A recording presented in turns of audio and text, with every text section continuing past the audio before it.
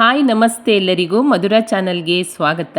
ಇವತ್ತು ರೆಸ್ಟೋರೆಂಟ್ ಶೈಲಿಯ ಚಿಲ್ಲಿ ಚಿಕನನ್ನು ನಾವು ಮನೆಯಲ್ಲಿಯೇ ಹೇಗೆ ಸುಲಭವಾಗಿ ಮಾಡ್ಕೊಳ್ಬೋದು ಅಂತ ನಿಮಗೆ ತೋರಿಸಿಕೊಡ್ತಾ ಇದ್ದೇನೆ. ಬನ್ನಿ ನೋಡೋಣ ಹೇಗೆ ಮಾಡೋದಂತ.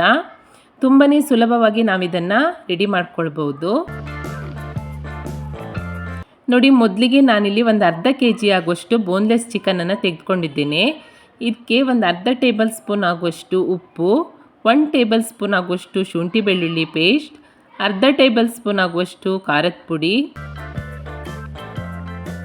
4 ಟೇಬಲ್ ಸ್ಪೂನ್ ಆಗುವಷ್ಟು ಜೋಳದ ಹಿಟ್ಟು ಅಥವಾ ಕಾರ್ನ್ಫ್ಲೋರ್, 2 ಟೇಬಲ್ ಸ್ಪೂನ್ ಆಗುವಷ್ಟು ಅಕ್ಕಿ ಹಿಟ್ಟು, 1 ಮೊಟ್ಟೆ,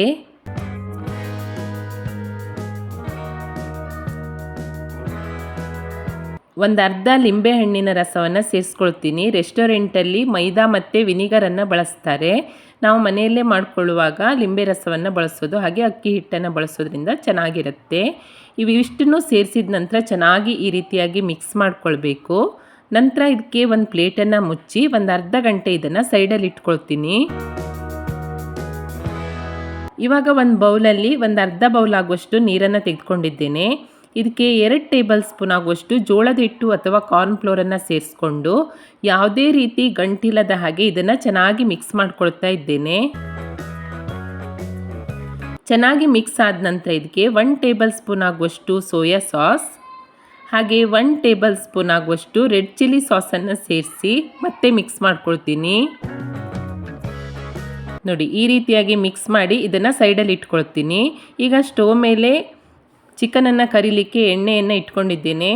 ಎಣ್ಣೆ ಚೆನ್ನಾಗಿ ಕಾದಾಗ ನಾವು ಮಸಾಲೆ ಹಚ್ಚಿ ಇಟ್ಕೊಂಡಿರುವ ಚಿಕನನ್ನು ಎಣ್ಣೆಗೆ ಹಾಕಿ ಚೆನ್ನಾಗಿ ಇದನ್ನು ಎಣ್ಣೆಯಲ್ಲಿ ಫ್ರೈ ಮಾಡ್ಕೊಳ್ಬೇಕು.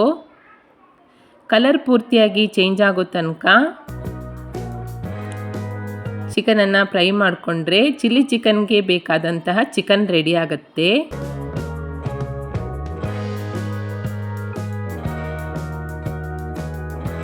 ಇವಾಗ ಚಿಕನ್ ಚೆನ್ನಾಗಿ ಬೆಂದಿದೆ. ನಾನು ಇದನ್ನು ಪ್ಲೇಟಿಗೆ ಎತ್ತಿಟ್ಕೊಳ್ತಾ ಇದ್ದೇನೆ. ಇದೇ ರೀತಿಯಾಗಿ ನಾನು ರೆಡಿ ಮಾಡಿ ಇಟ್ಕೊಂಡಿರುವಂಥ ಚಿಕನನ್ನು ಎಣ್ಣೆಯಲ್ಲಿ ಕರೆದು ಸೈಡಲ್ಲಿ ಇಟ್ಕೊಳ್ತೀನಿ.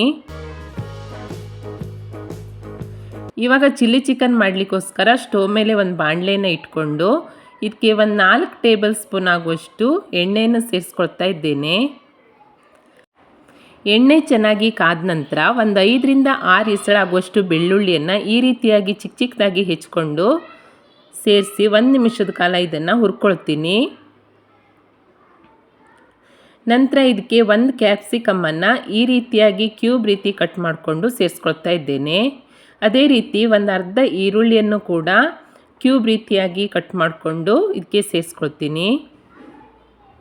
ನಂತರ ಕ್ಯಾಪ್ಸಿಕಮ್ ಮತ್ತು ಈರುಳ್ಳಿ ಎರಡನ್ನು ಹೈ ಫ್ಲೇಮ್ನಲ್ಲಿಯೇ ಸ್ಟೋವನ್ನು ಇಟ್ಕೊಂಡು ಒಂದು 2 ನಿಮಿಷದ ಕಾಲ ಇದನ್ನು ಫ್ರೈ ಮಾಡ್ಕೊಳ್ಬೇಕು. ಇದೇನು ಪೂರ್ತಿಯಾಗಿ ಬೇಯೋದು ಬೇಡ, ಸ್ವಲ್ಪ ಕ್ರಂಚಿಯಾಗಿಯೇ ಇರಬೇಕು. ತಿನ್ನುವಾಗ ಬಾಯಿ ಸಿಗ್ತಾ ಇದ್ದರೆ ಚೆನ್ನಾಗಿರುತ್ತೆ. ಒಂದು 2 ನಿಮಿಷದ ಕಾಲ ದೊಡ್ಡ ಉರಿಯಲ್ಲಿ ಇದನ್ನು ಫ್ರೈ ಮಾಡಿಕೊಂಡು ನಂತರ ಇದಕ್ಕೆ ನಾನು ರೆಡಿ ಮಾಡಿ ಇಟ್ಕೊಂಡಿರುವಂತಹ ಜೋಳದ ಹಿಟ್ಟು, ಸೋಯಾ ಸಾಸ್ ಹಾಗೆ ರೆಡ್ ಚಿಲ್ಲಿ ಸಾಸ್ ಮಿಶ್ರಣವನ್ನು ಸೇರಿಸ್ಕೊಳ್ತೀನಿ. ಈ ಮಿಶ್ರಣವನ್ನು ಸೇರಿಸ್ಕೊಂಡು ನಿಧಾನಕ್ಕೆ ಮಿಕ್ಸ್ ಮಾಡ್ಕೊಳ್ತಾ ಇರಬೇಕು. ಸಾಸ್ ಸ್ವಲ್ಪ ಗಟ್ಟಿ ಆಗ್ತಾ ಬಂದ ಹಾಗೆ ಇದಕ್ಕೆ ಒಂದು ಅರ್ಧ ಟೇಬಲ್ ಸ್ಪೂನ್ ಆಗುವಷ್ಟು ಕಾಳುಮೆಣಸಿನ ಹುಡಿ,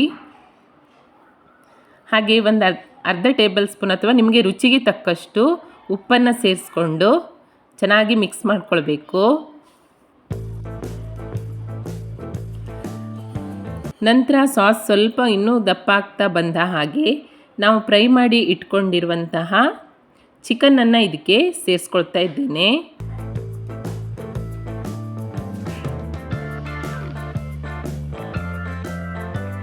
ಚಿಕನನ್ನು ಸೇರಿಸಿದ ನಂತರ ಆ ಸಾಸ್ ಜೊತೆಗೆ ಚೆನ್ನಾಗಿ ಚಿಕನನ್ನು ಮಿಕ್ಸ್ ಮಾಡ್ಕೊಳ್ಬೇಕು. ಚಿಕನ್ ಪೂರ್ತಿಯಾಗಿ ಸಾಸಲ್ಲಿ ಈ ರೀತಿಯಾಗಿ ಮುಳುಗೋ ಥರ ಚೆನ್ನಾಗಿ ಮಿಕ್ಸ್ ಮಾಡ್ಕೊಳ್ತೀನಿ.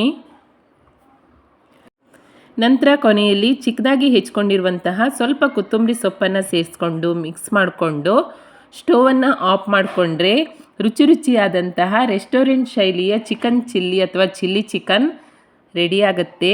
ನಾವು ಮನೆಯಲ್ಲಿಯೇ ರುಚಿಯಾಗಿ ಹಾಗೆ ಆರೋಗ್ಯಕರವಾಗಿ ಸೇಮ್ ರೆಸ್ಟೋರೆಂಟ್ ಶೈಲಿಯಲ್ಲಿಯೇ ಮಾಡ್ಕೊಳ್ಬೋದು. ಟೇಸ್ಟ್ ಕೂಡ ಹಾಗೇ ಇರುತ್ತೆ, ತುಂಬಾ ಚೆನ್ನಾಗಿರುತ್ತೆ. ನೋಡಿ ಎಷ್ಟು ಚೆನ್ನಾಗಿ ಬಂದಿದೆ ಅಂತ. ನೀವು ಕೂಡ ಒಮ್ಮೆ ಈ ಚಿಲ್ಲಿ ಚಿಕನನ್ನು ಟ್ರೈ ಮಾಡಿ ನೋಡಿ. ರೆಸಿಪಿ ನಿಮಗೆ ಇಷ್ಟ ಆದಲ್ಲಿ ಲೈಕ್ ಮಾಡಿ, ಹಾಗೆ ಶೇರ್ ಮಾಡಿ. ಹೇಗಾಗಿದೆ ಅಂತ ಕಮೆಂಟ್ ಮಾಡಿ ತಿಳಿಸಿ.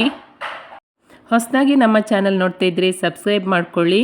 ಸಿಗೋಣ ಮುಂದಿನ ರೆಸಿಪಿಯಲ್ಲಿ. Thank you for watching.